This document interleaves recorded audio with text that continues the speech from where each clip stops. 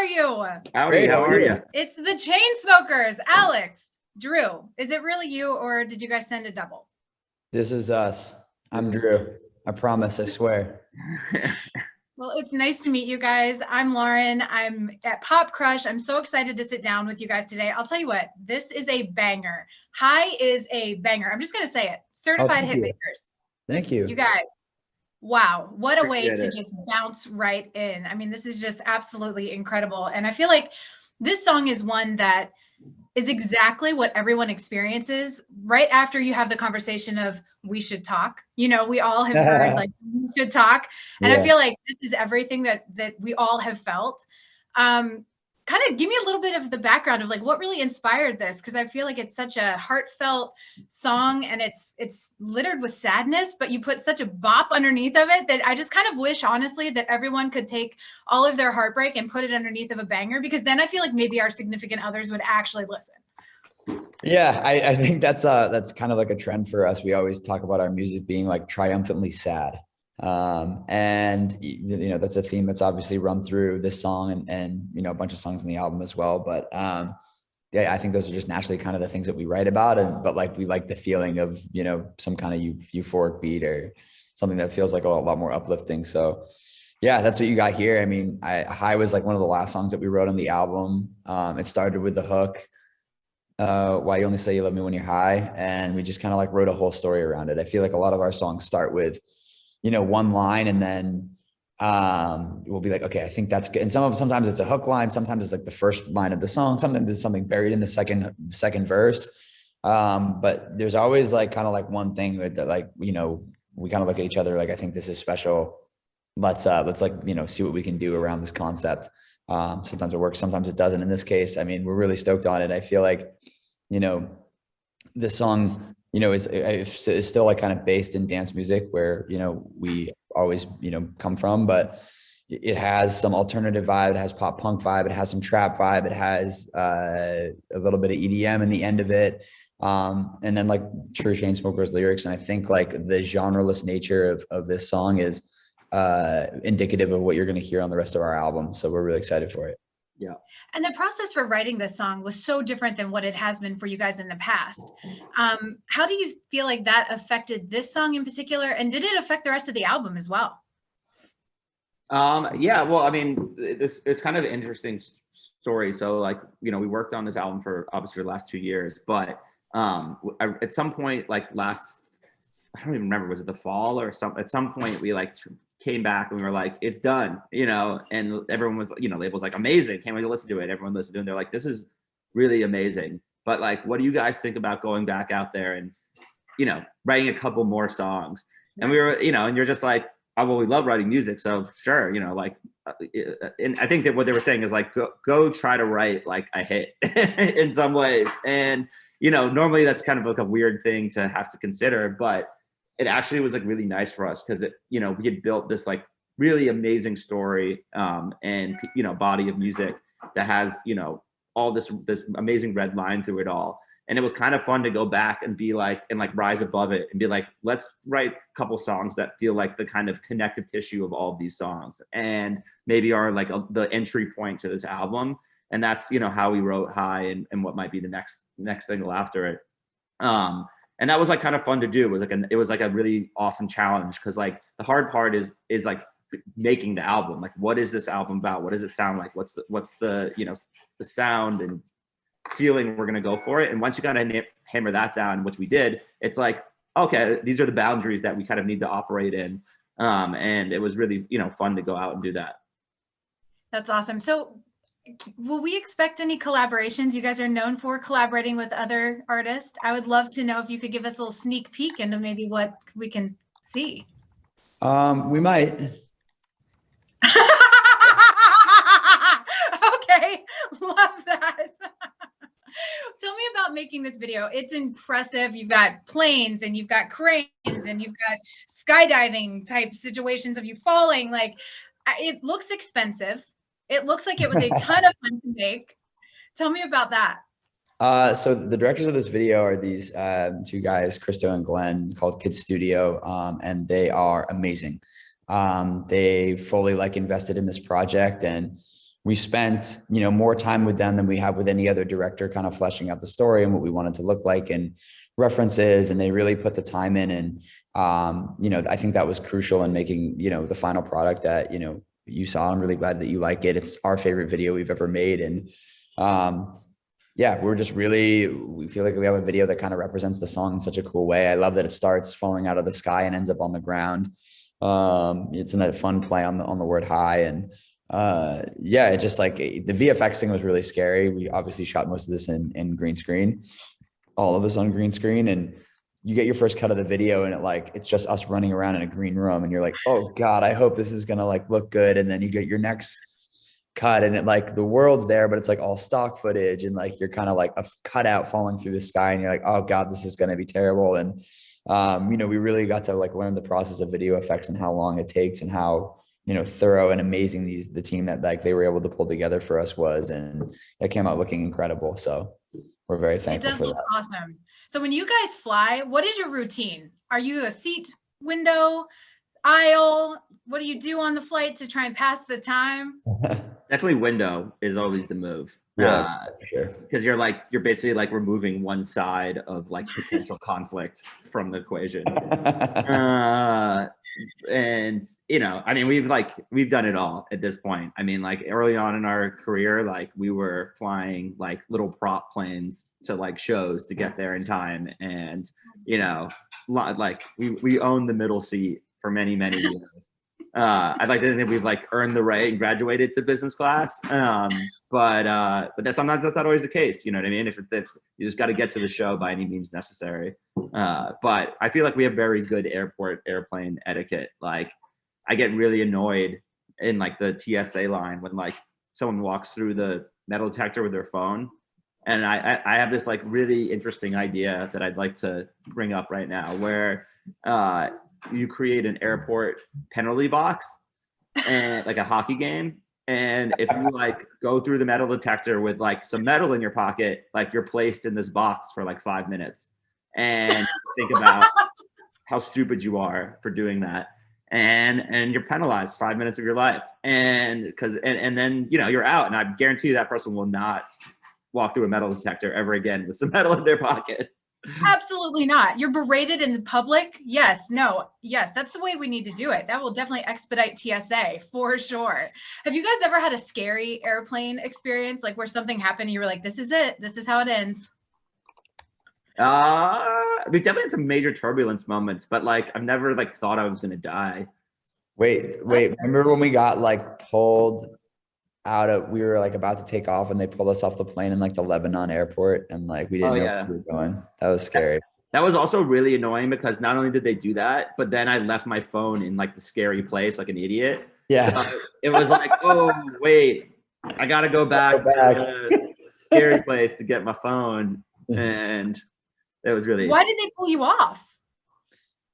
I mean, like we were with a bunch of our friends and our friends were all fine and just stayed on the plane. And then like, I don't know, like, I think there was something because we have like different visas because we were performing there. And I don't know, like something came up with our paperwork and they're like, they just needed us. And we had to go like by ourselves. Our tour manager was like shitting a brick because like he couldn't come with us. And we just like went into this room and these guys were just like hanging out, like looking at papers and like kind of like looking at us and like laughing. And we're just like, fuck, like what we can't even have no idea what they're saying. It sucked. But it worked out fine. It was totally fun. That is nuts. That's crazy. Well, you guys are back on social media. Welcome back to Instagram. Thanks. Way to come in with really strong first posts. Oh, thanks. It's super weird to like have to think about that again, you know, just like, it's like a lot of work too, you know? Yeah. It's like, and I'm sure after like 2 years of not being on, you've had to like relearn how all the apps work again. Totally. Like even like we were joking that when we got on Instagram again, like they moved the post button to the top. Like we haven't posted anything in 2 years. Like it used to be different. And so like, don't even get me started on TikTok.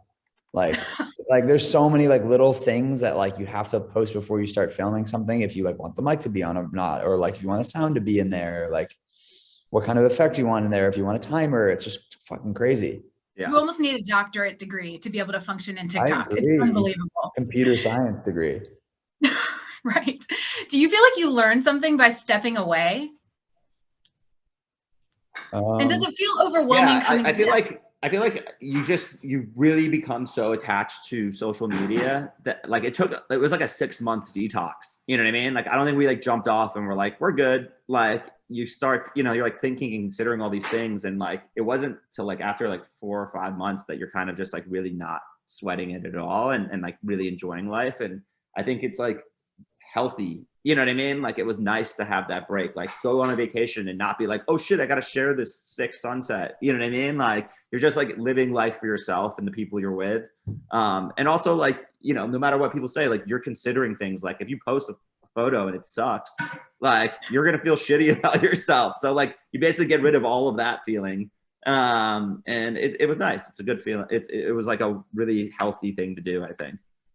I love that. Well, I know you guys played the NFC Championship. You played this song for the first time. Tell me about that experience.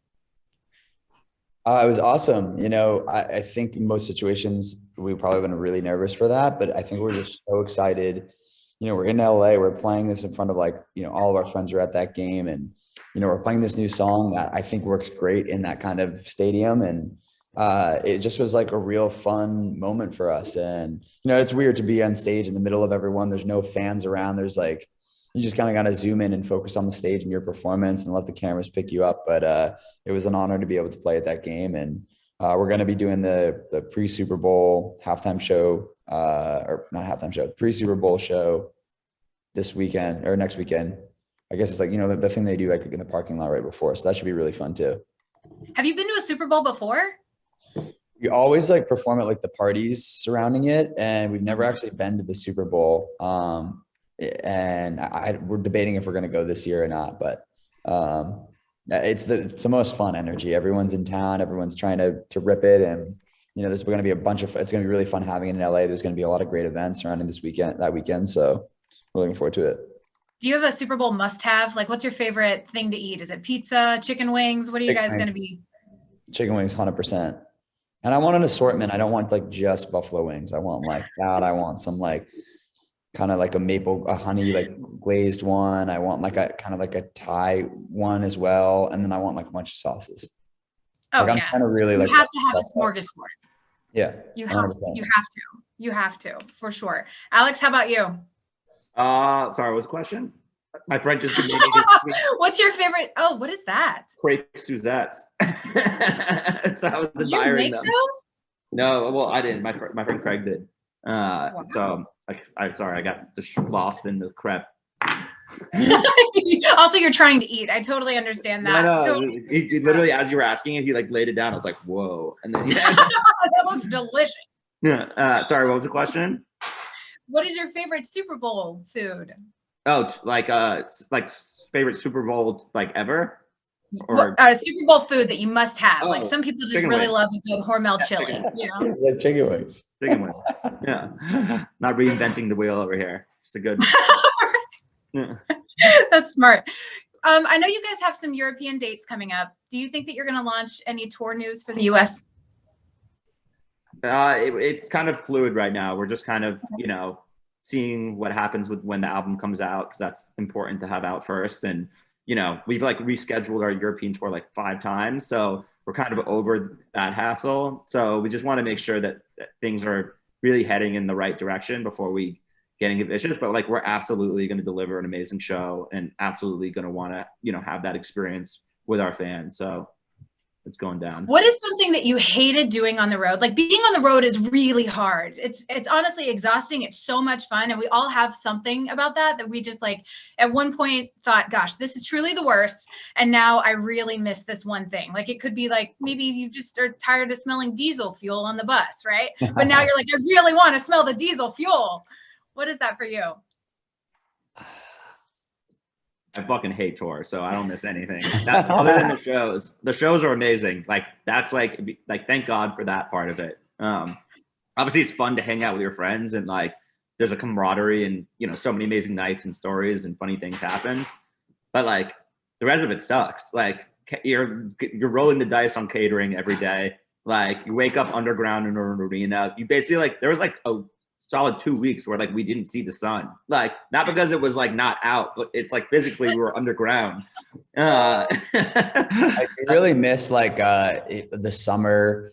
In the summer would do this like crazy European touring where we literally fly to London like every Monday or Tuesday, and then do like a different country, a show in a different country sometimes 2 countries in a day in Europe, like Tuesday, Wednesday, Thursday, Friday, fly back to London and take like the 6 a.m. flight to Vegas and get there in time for Encore Beach Club at the Wynn. And I remember just being like, this is like the most insane schedule, but like, it's just like the best high of all time too. And I remember just being so beat down and exhausted from it. And all you can do is like focus on like the next show, and you can't think about anything else. But like, I do miss like it's just such a ridiculous circumstance to be in. And I hope we get to do that again. Well, Drew, I'm going to say you did a really good job of circling high back into that conversation. It is the best high, and this is a fantastic song. I have a couple of questions from some fans. So we're going to play a quick round of chain mail. This is all coming from fans that want to know some stuff that's going on with you guys. So Rosie is asking, do you ever get tired of playing your OG songs? Totally. I think they'll be fun, like mixed in with this new album. I think it will be a couple nice like tentpole moments like with it throughout our set. And we can also like have more fun with them. But I think we're really excited to get even just playing High the other day was just amazing. Yeah, absolutely. Ariana writes in and she says, when was the last time that you got starstruck? And do you ever really get like super starstruck? Easy. I mean, I met I forget his name right now, but Ted Lasso, Jason Sudeikis. Yeah. The other at dinner, like, I mean, it was a couple months ago now, but like, I am the biggest Ted Lasso fan, and he's like so terrific writing it and on it. And that was a guy where I was just like, I just wanted to let him know like how awesome I think he is. But also not disturb him and freak him out. Try not to be a creepo. Yeah. Danny wants to know, what's the worst day job you've ever held? I was a tree man once, like a landscaper, and less landscape. It was less about like beautifying a property. It was more like cutting down big trees and like clearing them. And it was like actually nice to be outside. Like I enjoyed that part. Like as a kid, I got to play with chainsaws and like the wood chippers. But like as the new guy, they sent me up into the trees with the bees and the poison ivy. And so like that was just like not a fun entry level job. Like, oh my gosh, that's awful. Drew, can you beat that? I worked at a hot dog stand for like 5 years, but I actually like really liked it. And I did landscaping, but I also really liked that too. And I didn't like stacking wood. That kind of sucked. Have you ever stacked wood? I have. I grew up in West Virginia, so I've stacked some wood. Nice. You stacked wood. Yeah. Stacking wood sucks. It's really hard. It's super it just hard. takes forever, and it's just not fun. That wasn't great. I don't know. I'd say there's one other job. I worked in an IT department at a school. Actually, that was kind of fun too, because all I did was read Wikipedia all day and got really smart. Is there anything that you don't like to do? I think I like all my jobs. Yeah. Yeah. I love that. Yeah. How do you guys spend your days off? This is coming from Kelly. What is a day off? I have no idea what that is. Whenever we have free time, we just like do nothing. Yeah. We just sit and watch TV or play video games or play with our dogs. But it's funny because I feel like you guys are always doing something, and that's kind of what keeps the momentum. It's almost like art inspires art. So I always notice that you guys, you're working on something, or you're doing something in the background that then later comes to life. So it's funny when you love your job so much, it's hard to not work. So I get that. I totally get that. Yeah, it's great. I mean, we're very lucky to be in the position we are. So I think it's important never to take that for granted. And I think like part of being in at least a good one is that you like push each other. You know what I mean? It's like, oh, you're going to the gym. It's like, and you're like sitting down. You're like, fuck, I should probably go to the gym. You know what I mean? And you're like, it's like right, that. Right. Well, I'm almost out of time, guys. I really have appreciated this. I have one last question. Are you guys going to be sending Rihanna a baby gift of some She kind? gave me her address, I would. Have you ever met her?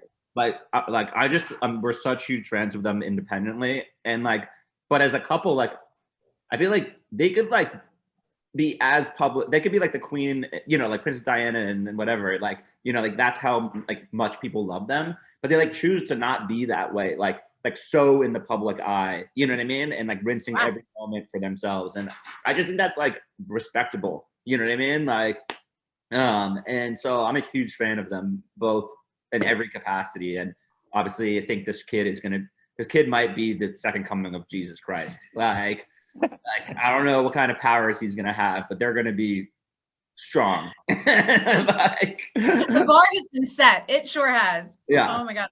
Well, guys, thank you so much for the time today. I hope that you have a wonderful day. If you need anything from me or Pop Crush, you just holler. Thanks, Lauren. Appreciate it. All right, guys.